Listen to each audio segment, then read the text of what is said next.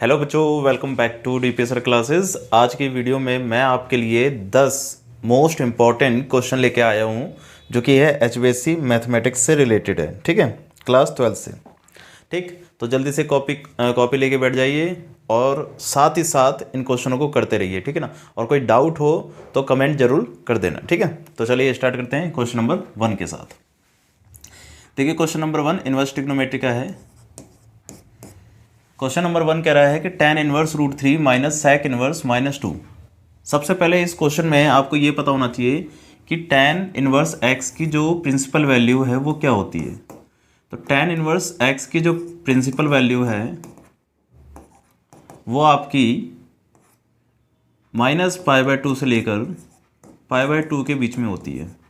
तो हम एज्यूम कर रहे हैं यहाँ पर कि -π/2 से लेकर π/2 के बीच में आती है, और वैसे भी ओपन ब्रैकेट में चलती है। ठीक है ना, और अब और दूसरा क्या है, sec इनवर्स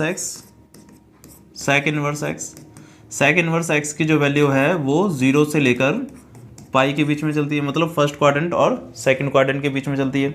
और इसमें भी क्या होता है, जो 90 होता है वो एक्सक्लूड होता है। ठीक है ना, जो 90 होता है उसको हम नहीं लेते। ठीक है, ये हमें बस वैल्यू पता होनी चाहिए। इसके बाद क्या है कि अब इसकी वैल्यू को निकालने के लिए आपको क्या ध्यान रखना है कि जैसे कि जो tan की वैल्यू है -π/2 से लेकर π/2, यानी कि 2 क्वाड्रेंट चल रहे हैं, फोर्थ क्वाड्रेंट में और फर्स्ट क्वाड्रेंट में। तो इसका मतलब इसकी जो वैल्यू है tan की वैल्यू वो या तो फर्स्ट क्वाड्रेंट में होगी या तो फोर्थ क्वाड्रेंट में होगी। फर्स्ट क्वाड्रेंट में जो होगी वो पॉजिटिव होगी, क्योंकि फर्स्ट क्वाड्रेंट में सभी पॉजिटिव होती है, और tan जो होता है नेगेटिव होता है किसमें, फोर्थ क्वाड्रेंट में। तो इसका मतलब यहाँ पर ये देखना है कि ये पॉजिटिव है नेगेटिव है, ये तो पॉजिटिव है। तो इसका मतलब इसकी जो वैल्यू है वो किस में आ रही है, फर्स्ट क्वाड्रेंट में आ रही है। तो इसका मतलब आप इसको लिख देना tan इनवर्स, ये 2 नंबर का क्वेश्चन है तो थोड़ा सा 2 नंबर के हिसाब से भी लिखना। √3 की वैल्यू tan पर कब होती है, ये होती है 60 डिग्री पर। तो इसे लिख सकते हैं tan π/3 माइनस sec इनवर्स। अब देखो यहाँ पर -2 है। अब sec की वैल्यू कहाँ से कहाँ तक होती है, sec की वैल्यू होती है 0 से लेकर पाई, यानी कि फर्स्ट क्वाड्रेंट और सेकंड क्वाड्रेंट में। फर्स्ट क्वाड्रेंट में तो हर चीज़ पॉजिटिव रहती है, और सेकंड क्वाड्रेंट में sec की वैल्यू क्या हो जाएगी, नेगेटिव, क्योंकि cos की वैल्यू नेगेटिव होती है तो sec की वैल्यू भी क्या हो जाएगी, नेगेटिव। और यहाँ पर ये देखना है कि ये वैल्यू कौन सी है, माइनस में आ रही है। तो इसका मतलब क्या है कि हमें सेकंड क्वाड्रेंट में देखना है। अब कैसे देखना है, सेकंड क्वाड्रेंट में देखने के लिए आपको क्या करना पड़ेगा, ये चेक करना पड़ेगा कि sec की वैल्यू 2 कब होती है। तो sec की वैल्यू 2 जो होती है वो 60 डिग्री पे होती है। नॉर्मली बोल रहा हूँ मैं, माइनस में नहीं कह रहा, प्लस में sec की वैल्यू 2 कब होती है, वो होती है 60 डिग्री पर। ठीक है ना, तो यहाँ पर भी 60 डिग्री का एंगल बन रहा होगा, बट जो यहाँ का 60 डिग्री होता है ना वो यहाँ से बनता है। ठीक है, और यहाँ पर जो 60 डिग्री होता है वो यहाँ से बनता है, 0 से, है ना, और ये यहाँ से बनता है। तो ये होता है 180। तो 180 में से 60 माइनस करेंगे तो जो बचता है वो 120 आता है। या तो आप इसे डायरेक्टली 120 लिखोगे, या तो ऐसे ही लिखोगे sec पाई माइनस π/3। ठीक है ना, पाई में से आपने π/3 क्या कर दिया, माइनस कर दिया। ये π/3 तो है, पाई में से π/3 माइनस करोगे तो क्या आएगा, 120 डिग्री। तो इसको tan से tan हटा देंगे तो बचेगी वैल्यू π/3 माइनस sec से sec हट जाएगा तो बचेगा पाई माइनस π/3। तो पाई माइनस π/3, और पाई माइनस π/3 क्या होता है, ये होता है 2π/3। सॉल्व करके देख लेना, एलसीएम ले लेंगे तो 2π/3 आ जाएगा। ठीक है ना, अब देखो 2π/3 में से π/3 माइनस हुआ तो क्या बचेगा, माइनस का π/3। इस तरीके से आपका ये आंसर आ जाएगा।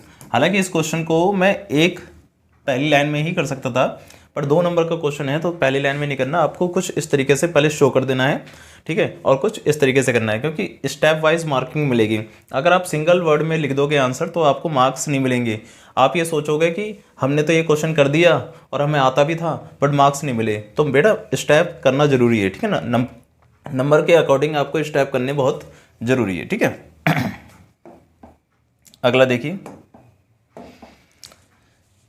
Question number 2। Find the value of k की वैल्यू फाइंड करनी है, so that the function continuous is at x = 1। X की वैल्यू 1 पर वो कॉन्टिन्यूस है। कॉन्टिन्यूस होता है तो क्या करते हैं, देखो कॉन्टिन्यूस होता है तो हम ये समझ के चलते हैं कि LHL जो है RHL के इक्वल है और वो एट पॉइंट के इक्वल है। जब भी क्वेश्चन में ये कॉन्टिन्यूस वर्ड बोल देगा तो हम ये तो एज्यूम करके चलेंगे, ठीक है। तो LHL और RHL कहाँ होता है, LHL और RHL यहाँ पर है, क्योंकि देखो ये x की वैल्यू नॉट इक्वल टू 1 है। नॉट इक्वल टू 1 का मतलब क्या है, 1 से छोटी होगी या तो 1 से बड़ी होगी। तो LHL और RHL के लिए ये वाला फंक्शन हो गया। LHL ले लेते हैं, लिमिट x टेंड टू 1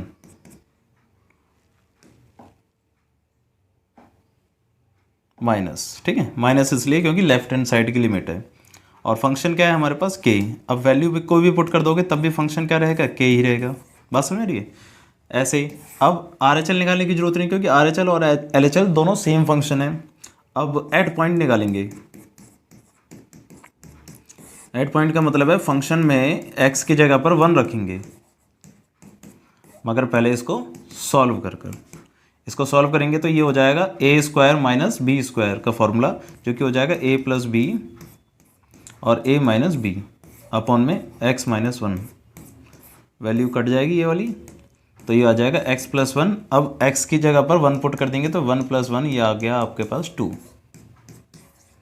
बात समझ आ रही है। इस तरीके से ये वैल्यू आ गई। अब हमने क्या पढ़ा है कि LHL RHL एट पॉइंट के बराबर है, तो अकॉर्डिंग टू क्वेश्चन LHL जो है किसके बराबर होगा, एट पॉइंट के बराबर होगा, ठीक है। तो LHL क्या है k और एट पॉइंट क्या है 2, तो इसका मतलब क्या है k की वैल्यू क्या आ गई, 2 आ गई। बात समझ रही है।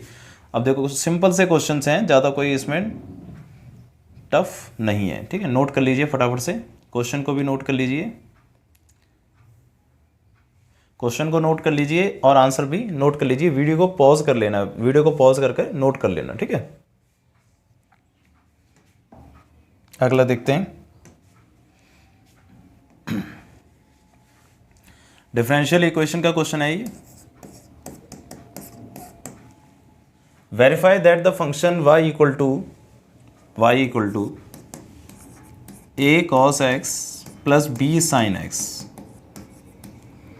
Is a solution of the differential equation this. इसका सॉल्यूशन है, मतलब आपको क्या करना है कि इसको सॉल्व करना है और सॉल्व करते करते इसके बराबर ला देना है। तो इसके बराबर लाने के लिए क्या करेंगे, देखो दिमाग में क्या है कि डी स्क्वायर वाई अपन में डी एक्स स्क्वायर आना है, तो इसको 2 बार डेरिवेट करना कंपलसरी है, ठीक है ना। तो फर्स्ट डेरिवेट करते हैं, differentiate with respect to x. इसका हो जाएगा डी वाई अपन में डी एक्स। ए तो कांस्टेंट नंबर है, ए रहेगा, ठीक है। कॉस का क्या हो जाएगा, माइनस का साइन एक्स प्लस बी और साइन का हो जाएगा कॉस एक्स। इस तरीके से ये हो गया फर्स्ट। फिर अगेन डिफरेंशिएट करेंगे, again differentiate with respect to x. ये हो जाएगा डी स्क्वायर वाई अपन में डी एक्स स्क्वायर। ए तो ए ही रहेगा। अब साइन एक्स का क्या हो जाएगा, ये यहाँ पर ऐसे साइन एक्स का क्या हो जाएगा, माइनस भी रहेगा और साइन एक्स का क्या हो जाएगा, कॉस एक्स। ये वाला माइनस यहीं रहेगा, ठीक है। और फिर b तो b रहेगा और कॉस एक्स का क्या हो जाएगा, माइनस का साइन एक्स, तो यहाँ पर माइनस लग जाएगा, माइनस का b साइन एक्स। बात समझ आ रही है। कॉस का क्या हो जाएगा डेरिवेटिव, माइनस का साइन एक्स, तो यहाँ पर लग गया माइनस। अब डी स्क्वायर वाई अपॉन में d x square equal to में माइनस कॉमन लो पहले, तो क्या बचेगा a cos x प्लस का b sin x। अब ये क्या हो गया, देखो a cos x plus b sin x क्या है, a cos x plus b sin x आपके y के बराबर है, तो इस पूरे टर्म को आप y लिख सकते हो। तो डी स्क्वायर वाई अपॉन में d x square minus y, y इधर आ जाएगा, तो डी स्क्वायर वाई अपॉन में डी एक्स स्क्वायर और प्लस का वाई इक्वल टू में 0। अब देखो चेक करो बराबर आ गया कि नहीं आ गया, डी स्क्वायर वाई अपन में डी एक्स स्क्वायर प्लस का वाई, डी स्क्वायर वाई अपन में डी एक्स स्क्वायर प्लस का वाई, ठीक है ना। सिंपल सा कंसेप्ट है, ज़्यादा कुछ इसमें नहीं करना। नोट कर लीजिए फटाफट से, वीडियो को पॉज कर। अगला देखते हैं, अगला भी डिफरेंशियल इक्वेशन से रिलेटेड है। क्वेश्चन कह रहा है find the general solution. General solution निकालना है तो जनरल सॉल्यूशन निकालने के लिए डिफरेंशियल इक्वेशन को क्या करना पड़ता है, इंटीग्रेट करना पड़ता है। जनरल सॉल्यूशन निकालने के लिए ध्यान रखना इंटीग्रेट करना पड़ता है। तो आपके पास इक्वेशन है y log y dx minus x d y equal to 0।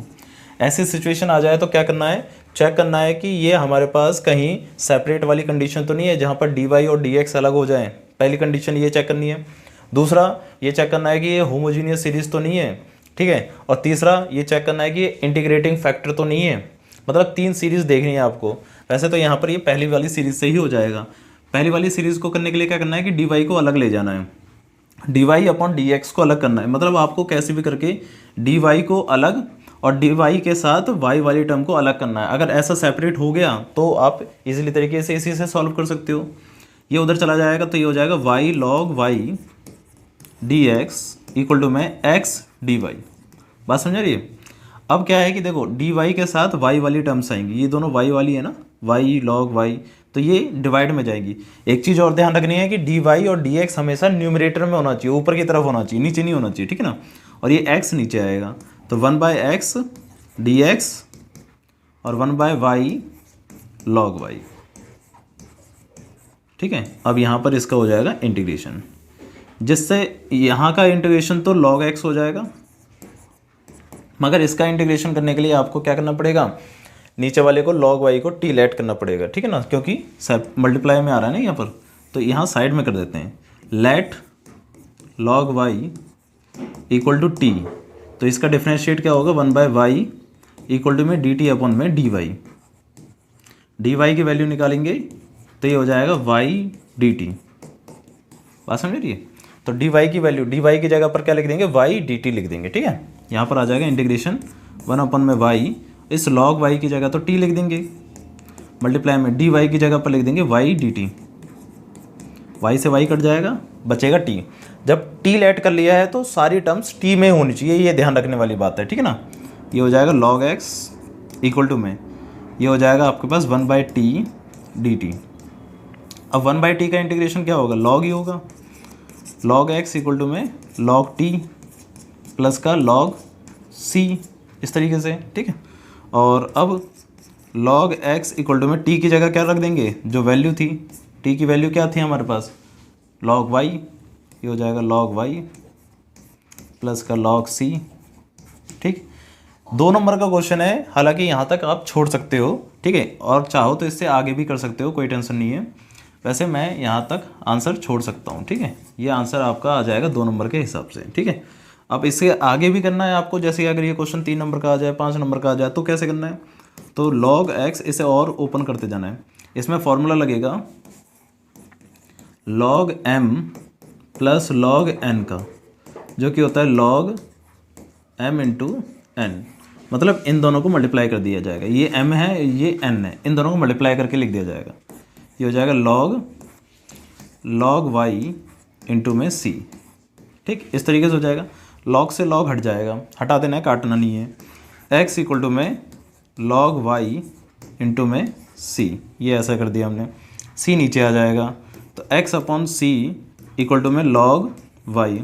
होता क्या है कि जब जनरल इक्वेशन होती है ना वो इन टर्म्स ऑफ y आती है, मतलब y इक्वल टू में कुछ आता है, ठीक है ना। जैसे इक्वेशन ज़्यादातर कैसी होती है हमारी, y equal to x² + 3x, ऐसे कुछ होता है ना। तो ऐसे ही यहाँ पर भी y की टर्म्स में लाना होता है। अब यहाँ पर क्या है, log हटेगा तो यहाँ पर एक्सपोनेंशियल टर्म लगता है, तो e की पावर, ये दोनों हो जाते हैं।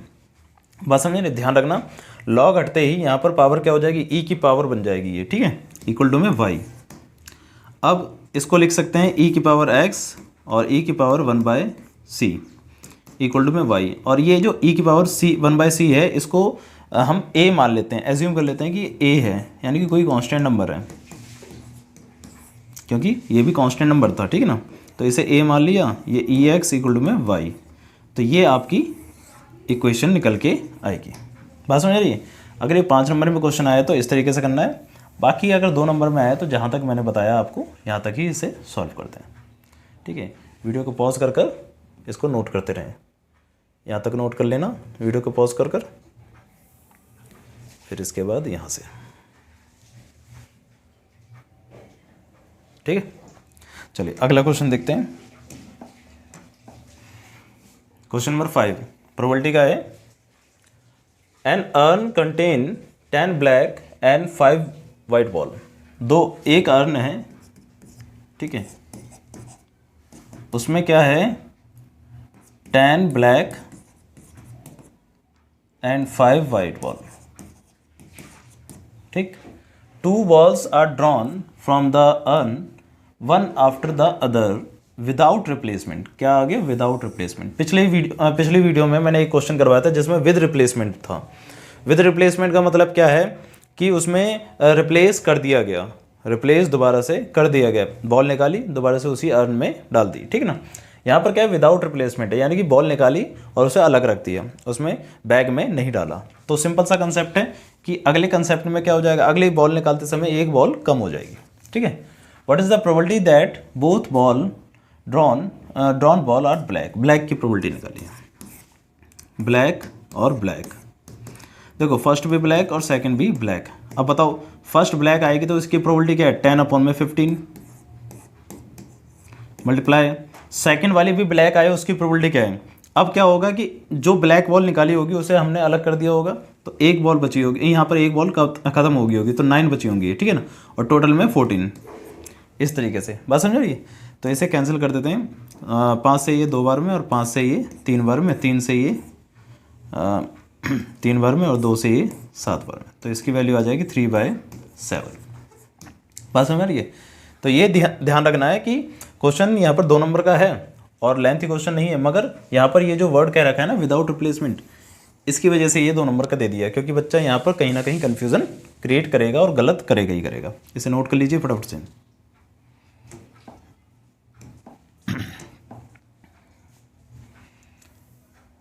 इनवर्स ट्रिग्नोमेट्री का क्वेश्चन है ये।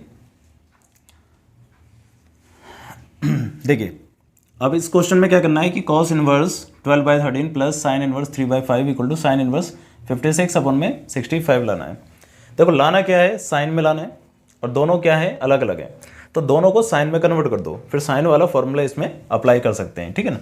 तो साइन में कैसे कन्वर्ट करेंगे, इस cos इनवर्स को करते हैं, cos इनवर्स 12/13 को साइन में कन्वर्ट करना है। कैसे करेंगे, देखो हमने 10th क्लास में सीखा है कि cos की जो वैल्यू होती है वो बेस अपॉन में हाइपोटेनियस होती है, ठीक है ना। तो इसका मतलब ये जो 12 है वो बेस है और 13 जो है हाइपोटेनियस है। पाइथागोरस का इस्तेमाल करो, h² = p² + b²। h कितना है 13 का स्क्वायर, p कितना है निकालना है, और प्लस b कितना है 12 का स्क्वायर। अच्छा p क्यों निकालना है, क्योंकि देखो साइन की जो वैल्यू होती है ना, साइन इनवर्स x की जो वैल्यू होती है वो परपेंडिकुलर अपॉन में हाइपोटेनियस के बराबर होती है। बात समझ रही है, याद होगा साइन की वैल्यू परपेंडिकुलर और हाइपोटेनस के बराबर होती है। तो यहाँ पर क्या है कि 13 का स्क्वायर 169 इक्वल टू में p² प्लस का 144, ये इधर आ जाएगा।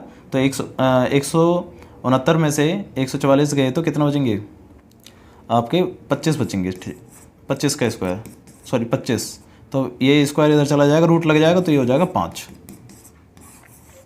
तो p की वैल्यू आ गई 5। तो साइन इनवर्स p/h, वैसे तो यहाँ ये वाली वैल्यू यहाँ लिखनी होती है, ठीक है ना।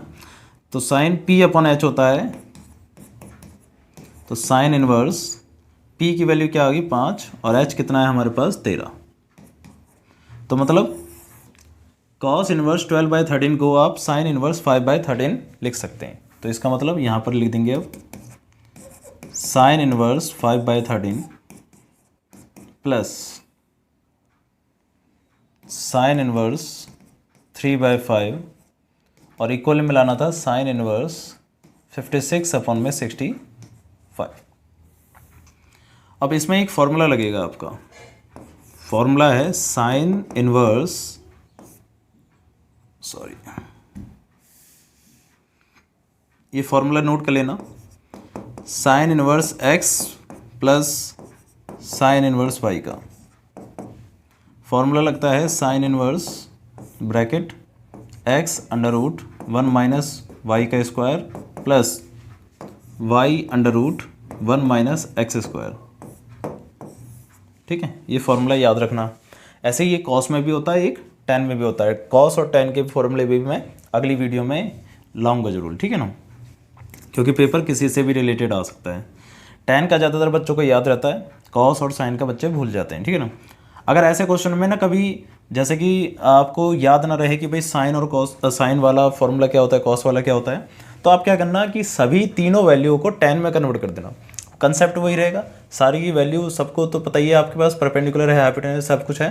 तो tan क्या होता है, परपेंडिकुलर अपॉन में बेस होता है, तो परपेंडिकुलर अपॉन बेस करके इनको tan में कन्वर्ट कर सकते हैं। ठीक है, अब इसमें फॉर्मूला लगाते हैं, x ये हो जाएगा, y ये हो जाएगा। फॉर्मूला है साइन इनवर्स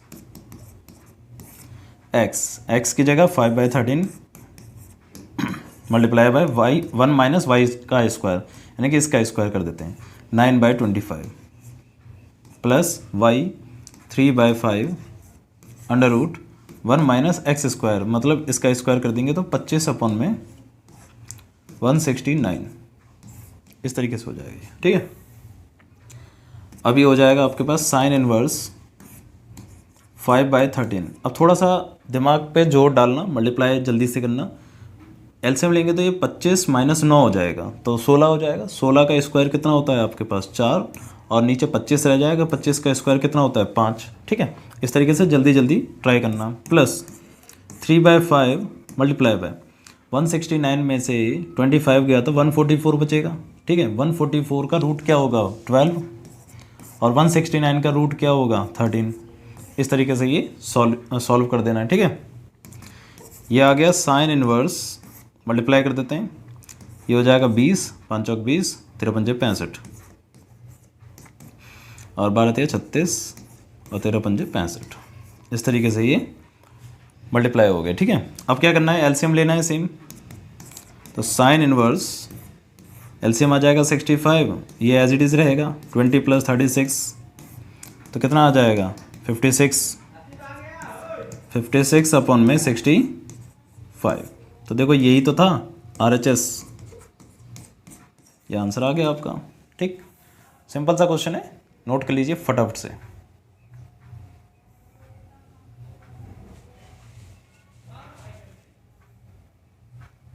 नोट कर लीजिए इसे, वीडियो को पॉज करके नोट कर लेना।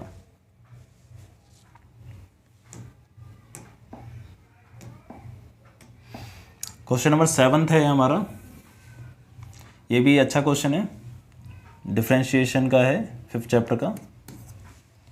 dy अपॉन dx फाइंड करना है, जबकि इसमें से ऐसा क्वेश्चन हमने पिछले वीडियो में करवाया था कि वेरिएबल की पावर अगर वेरिएबल होती है तो इसमें क्या करते हैं, हम लॉग का इस्तेमाल करते हैं। ठीक है, तो इसमें लॉग लगाएंगे, टेकिंग लॉग बोथ साइड, तो ये हो जाएगा हमारा लॉग cos x की पावर y और log cos y की पावर x। ठीक है, इस तरीके से हो जाएगा।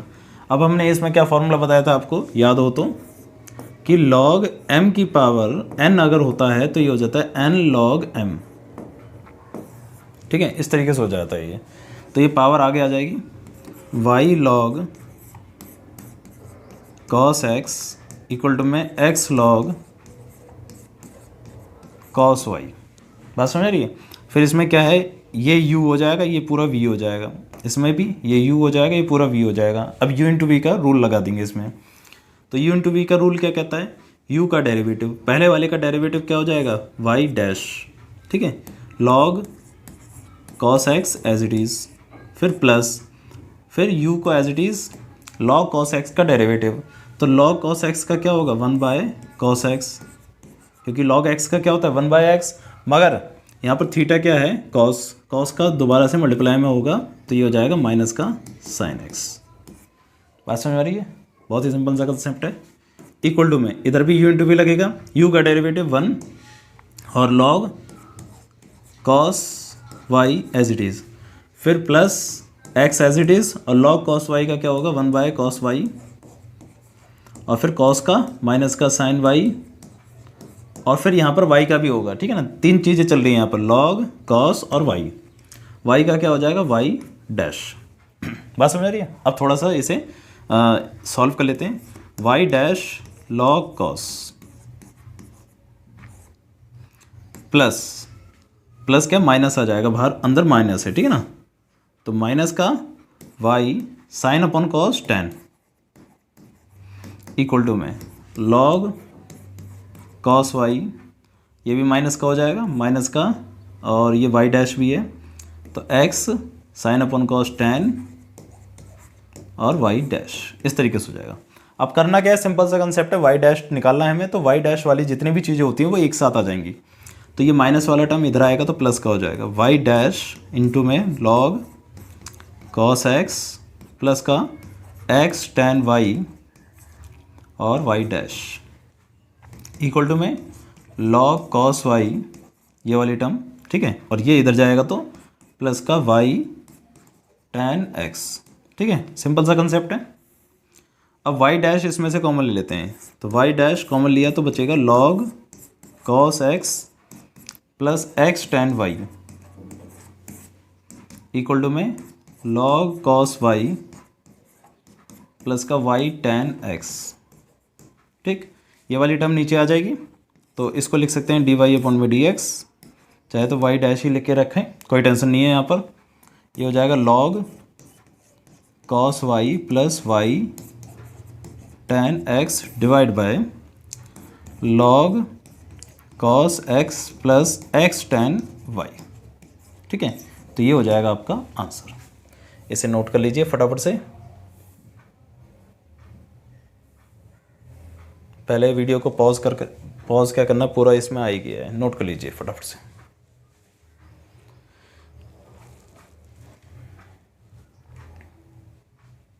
चलिए अगला देखते हैं। क्वेश्चन समझ में तो आ रहे ही होंगे आपको, ठीक है, अगर कोई भी क्वेश्चन करने में कोई दिक्कत आ रही है तो कमेंट जरूर करना, थोड़ा सा हम जल्दी इसलिए करवा रहे हैं, वैसे जल्दी तो नहीं है, मेरी स्पीड धीरे ही होती है, ठीक है, मगर जो भी करवा रहा हूँ मैं आपको वो ऐसे समझाऊंगा कि आपको समझ में आ जाए, चाहे स्पीड तेज़ हो चाहे धीमी हो, ठीक है। स्पीड को तेज़ करने के लिए आप 2 टाइम्स उसको स्पीड को बढ़ाते हैं, 3 टाइम्स बढ़ाते हैं, जैसे आपको सूटेबल लगे, ठीक है, बट धीरे कराने का कंसेप्ट यही होता है, क्योंकि मैथ है, मैथ को तेज़ करवाऊंगा, तेज़ करवाने को तो मैं इस क्वेश्चन को तेज़ करवा दूंगा, मगर आपको नहीं समझ में आएगा, फिर फ़ायदा ही क्या है, मैं किसके लिए करवा रहा हूँ, ठीक है ना। तो आराम से करते हैं, कोई टेंशन नहीं है, आप वीडियो को बढ़ा लेना। अब देखो ये क्वेश्चन आ गया इंटीग्रेशन का। इस क्वेश्चन को करने के लिए क्या करेंगे इस क्वेश्चन को करने के कई सारे तरीके हैं। आप इसमें सब्स्टिट्यूशन मेथड लगा सकते हैं, आप इसमें पार्शियल फ्रैक्शन लगा सकते हैं, ठीक है ना, दोनों तरीके से कर सकते हैं। बस इतना ध्यान रखना है कि पहले कौन सा सही रहेगा हमारे लिए। देखो आपको क्या लेट करना है, चेक करना है कि इसका जो नीचे वाले का डेरिवेटिव है ऊपर वाला तो नहीं आ रहा।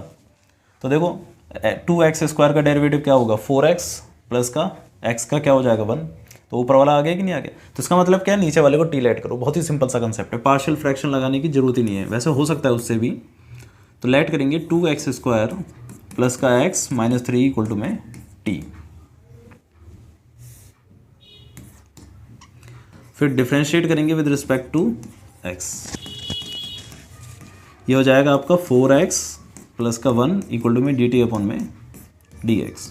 यहाँ पर dx की वैल्यू निकालनी होती है, तो dx इक्वल टू में 1 अपॉन में 4x प्लस का 1 dt, ठीक। अब अकॉर्डिंग टू क्वेश्चन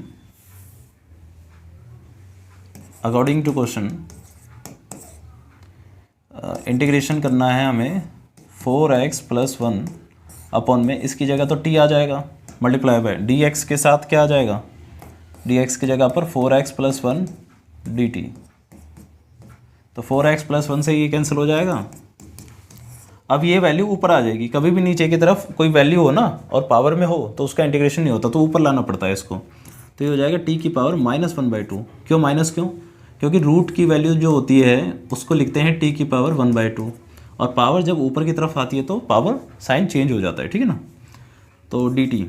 अब इसका इंटीग्रेशन तो आप सिंपल तरीके से कर सकते हो, करना क्या है, इसमें +1 और वही चीज़ नीचे +c, इंटीग्रेशन t की जगह क्या लेट करा था हमने, t की जगह लेट करा था ये, इसकी वैल्यू रख देते हैं, पहले चलो सॉल्व कर लेते हैं। -1/2 में से +1 करेंगे तो प्लस का 1/2 बचेगा आपका, प्लस का 1/2 और नीचे भी 1/2 प्लस c। अब ये जो 1/2 का 2 है ना, ये ऊपर आ जाएगा, तो ये हो जाएगा आपके पास इंटीग्रेशन 2t की पावर 1/2 प्लस c, इंटीग्रेशन ये हो जाएगा 2 और t की जगह पर क्या लेट कर रखा था हमने, देखो 1/2 है तो इसकी वजह से रूट लगा दिया मैंने, और t की जगह पर क्या था हमारे पास 2x² प्लस x और माइनस का 3 प्लस c, ये हो जाएगा आपका इंटीग्रेशन। ठीक है, ये आपका अब 2 नंबर का क्वेश्चन नहीं है, ज़्यादा नंबर का है, ठीक है ना, कहीं सोचो 2 नंबर का ही क्वेश्चन है। इसे नोट कर लीजिए फटाफट से, वीडियो को पॉज कर कर।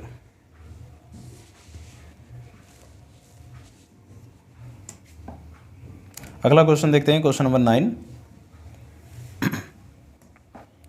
आज की क्लास में मैं आपको ये जो 10 क्वेश्चन करा रहा हूँ, इसके बाद एक या 2 वीडियो और लाऊंगा अभी आज के दिन में ही, ताकि आपके प्रिपरेशन अच्छे से हो जाए। इन क्वेश्चनों को सही से कर लेना, देन फिर उनको करना। ठीक है, देखिए ये क्वेश्चन भी मैंने आपको पिछली क्लास में कराया था। इसमें करना क्या होता है, सबसे पहले x - 5 को इक्वल टू 0 रखना होता है और x की वैल्यू निकालनी होती है, जो कि आ गई आपके पास 5। ठीक है, अब आपके पास लिमिट जो है ना वो 3 हो जाती हैं, एक 2 और एक बीच वाली वैल्यू 5 और एक 8, तो 3 लिमिट होगी। अब आपके पास ये देखना है कि 2 से लेकर 5 तक और 5 से लेकर 8 तक कहाँ पर ये नेगेटिव है और कहाँ पर ये पॉजिटिव है। इसका मतलब क्या है, अब देखो 2 से लेकर 5 के बीच की कोई भी वैल्यू अगर इसमें रखोगे तो बताओ पॉजिटिव आएगी या नेगेटिव। जैसे कि अगर मैं कहूँ यहाँ पर आप 2 से लेकर 5 यानी कि 4 रख दो, 4 रखोगे तो ये नेगेटिव आएगा, 3 रखोगे तो नेगेटिव आएगा, मतलब इस वाली वैल्यू में ये नेगेटिव शो हो रहा है, तो आप इसको नेगेटिव रखना। बात समझ रही है, और इसमें क्या शो हो रहा है, ये पॉजिटिव शो हो रहा है।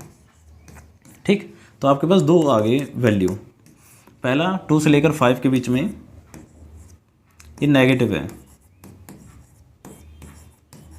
और फिर 5 से लेकर 8 के बीच में ये पॉजिटिव है। ठीक, इस तरीके से करना है ये क्वेश्चन को। ठीक है, मोड लगा हुआ है ना, इसमें मोड लगा हुआ होता है, तो उस क्वेश्चन को इसी तरीके से आपको करना होगा। ठीक है, इंटीग्रेशन तो आप नॉर्मल तरीके से कर सकते हो, x का इंटीग्रेशन x²/2, 5 का इंटीग्रेशन 5x, लिमिट रहेगी 2 से लेकर 5। ऐसे इसमें भी x²/2 माइनस का 5x, और लिमिट रहेगी 5 से लेकर 8।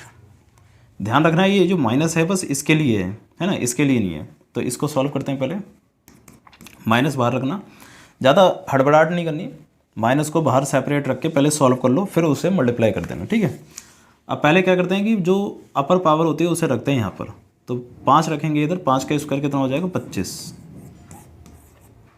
फिर माइनस का 5 रखेंगे इधर 25। ठीक, फिर बीच में आता है माइनस, बीच में आता है माइनस,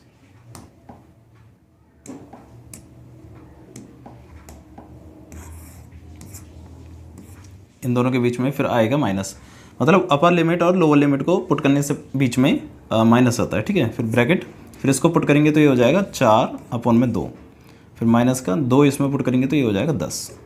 इस तरीके से ये वैल्यू आ जाएगी। ठीक है, फिर प्लस 8 पुट करेंगे तो 64, माइनस 8 पुट करेंगे 40, फिर बीच में आएगा माइनस, 5 पुट करेंगे 25, फिर 5 पुट करेंगे माइनस का 25।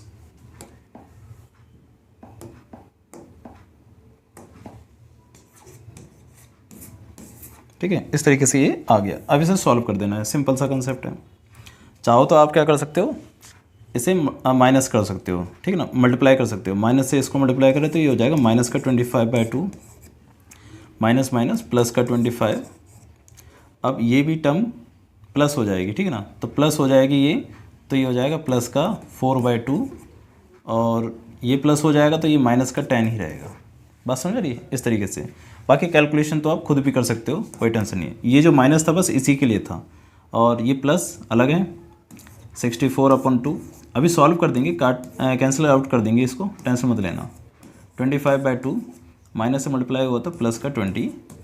अब देखो क्या क्या आपका इसमें कैंसिल हो सकता है और क्या क्या नहीं हो सकता। ठीक है, अब ये हो जाएगा आपके पास 2 और ये हो जाएगा आपके पास 32। ठीक, बस अब 25 में से 25 का आधा, या तो चलो ठीक है कोई नहीं, ऐसे कर लो, माइनस का 25/2 और माइनस का 25/2, इन दोनों को अगर आप प्लस करोगे, ये है 12.5 और ये है 12.5, और दोनों का माइनस माइनस है, माइनस माइनस प्लस हो जाएगा, तो 12.5 और 12.5 क्या हो जाएगा, 25 हो जाएगा। तो इन दोनों को टोटल करके आ गया आपके पास माइनस का 25। 25 और 25 50 हो गया, ये वाली वैल्यू भी आ गई, ठीक है। अब ये है 2 में से 10 गए तो माइनस का 8, ये 32 में से 40 गए तो माइनस का 8। बात समझ रही है, सिंपल सा कंसेप्ट चल रहा है। 50 में से 25 गए तो 25 और माइनस का 8 माइनस का 8 माइनस का 16, तो आंसर कितना आ गया 9 स्क्वायर यूनिट। ठीक है, सिंपल सा कंसेप्ट था, नोट कर लीजिए इसे। अगर प्लस माइनस में कहीं गलती होगी हो तो देख लेना, बाकी नहीं हुई।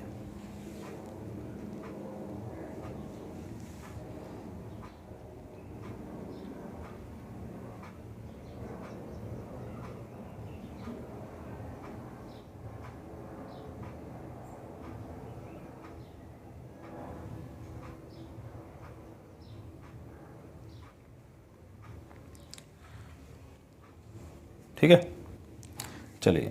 और प्लस माइनस करना अपने हाथों में है भाई, ठीक है ना, क्योंकि यहाँ मैं अगर प्लस माइनस सिखा भी दूंगा ना तो कहीं पेपर में गलती होगी तो दिक्कत आ जाएगी। तो इसलिए ये सारी चीज़ें अपने हाथों में होनी चाहिए और अपनी कैलकुलेशन अच्छी करनी है आपको, ठीक है। अगला क्वेश्चन है, find the area of triangle having the point this as its vertices. तो देखो, ऐसे क्वेश्चन के लिए हम किसका इस्तेमाल करते हैं, वेक्टर का इस्तेमाल करते हैं। वेक्टर में हमें बताया है कि ए बी वेक्टर निकाल लो और फिर ए सी वेक्टर निकाल दो, 2 वेक्टर निकाल दो। 2 वेक्टर निकाल लेंगे, फिर इसमें फॉर्मूला लग जाएगा एरिया का, area of triangle half modulus a b vector cross A c vector, ठीक है। तो आपको ए बी और ए सी का क्रॉस भी चाहिए, फिर उसका मैग्नीट्यूड चाहिए। तो पहले तो ए बी और ए सी चाहिए हमें, ठीक है ना। तो ए बी कैसे निकलेगा, बी माइनस ए। ध्यान रखना, ए बी को निकालने के लिए बी वेक्टर में से ए वेक्टर को माइनस कर देते हैं। तो बी माइनस ए यानी कि 1 - 1 0, तो 0 हो जाएगा, प्लस 2 - 1 1 जे, प्लस 3 - 1 2 के, तो ये आ गया j प्लस 2k, पहला वेक्टर आ गया। बस समझ रही है। ऐसे ए सी वैक्टर निकालने के लिए सी वेक्टर माइनस ए वेक्टर करना है। तो सी ये रहा 2 - 1 1 प्लस 3 - 2 1 1 - 3 माइनस का 2k, ये आ गया सेकंड। समझ में आ गया होगा।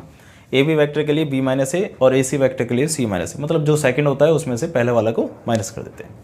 अब हमें अकॉर्डिंग टू क्वेश्चन चाहिए क्या, according to question A B cross A C चाहिए। तो ए बी क्रॉस ए सी यहाँ निकाल लेते हैं, ए बी क्रॉस ए सी कैसे निकालते हैं, आई जे के।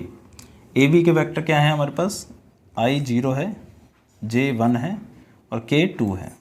ऐसे ही यहाँ पर भी 1 1 और -2 कोफिशिएंट लेने, ठीक है ना। आई के साथ क्या है 1, जे के साथ क्या है 1 और के साथ क्या है -2 कोफिशिएंट लेने। अब इसका डिटरमिनेंट निकाल देना है। सबसे पहले लेंगे आई, ये लाइन गई, ये लाइन गई, इसको इससे मल्टीप्लाई करा -2, बीच में आता है माइनस, फिर इसको मल्टीप्लाई करा -2, ठीक है। प्लस का जे होता है और बीच वाला साइन क्या हो जाता है, चेंज हो जाता है, तो इसलिए ये हो जाएगा माइनस का जे। इससे रिलेटेड रो और कॉलम गई, ठीक है। तो ये और ये गया, तो 0 को इससे मल्टीप्लाई करा 0, फिर बीच में आता है माइनस, इसको इससे मल्टीप्लाई करा तो 2, प्लस का के, ये लाइन गई 0 और माइनस का 1, इस तरीके से ये आ जाएगा। ये हो जाएगा माइनस का 4i और ये माइनस माइनस प्लस हो जाएगा 2j और ये हो जाएगा माइनस का k। तो ये आ गया आपके पास A B cross A C. But हमें चाहिए क्या, ए बी क्रॉस ए सी का मैग्नीट्यूड चाहिए, तो इसका मैग्नीट्यूड भी निकालो आप, ठीक है ना। तो magnitude of A B cross A C root A का स्क्वायर यानी कि -4 का स्क्वायर प्लस 2 का स्क्वायर और प्लस -1 का स्क्वायर, ठीक है। तो ये हो जाएगा 16, 4 और 1, तो 16 और 4 20 और 1 21, तो ये आ गया √21। अब यहाँ पर इसकी वैल्यू रख देंगे हम, हाफ मल्टीप्लाई बाय √21, तो ये आ गया आपके पास आंसर √21/2 स्क्वायर यूनिट, क्योंकि एरिया था इसलिए स्क्वायर यूनिट। बात समझ में आई? तो क्वेश्चन में क्या करना था कि फॉर्मूला याद रखना है बस आपको, ठीक है। हाफ AB क्रॉस AC का मॉडुलस निकालना है, तो इससे आपका एरिया फाइंड आ जाएगा, ठीक है, फाइंड हो जाएगा। तो क्वेश्चन को नोट कर लेना। बाकी अगर किसी भी क्वेश्चन में आपको कोई दिक्कत आई हो तो कमेंट ज़रूर करना, और वीडियो अच्छी लगी हो तो लाइक भी कर देना और अपने फ्रेंड्स में शेयर भी कर देना, ठीक है। जल्दी से जल्दी इसे कंप्लीट करके मैं 1 या 2 घंटे में, जब ये वीडियो अपलोड हो रही होगी, जब आपको मिल रही होगी, उससे 1 या 2 घंटे में आपके पास दूसरी वीडियो भी आ जाएगी, ठीक है। तो चलिए मिलते हैं फिर अगली वीडियो में, जब तक के लिए आप इनको करिए, बाय बाय।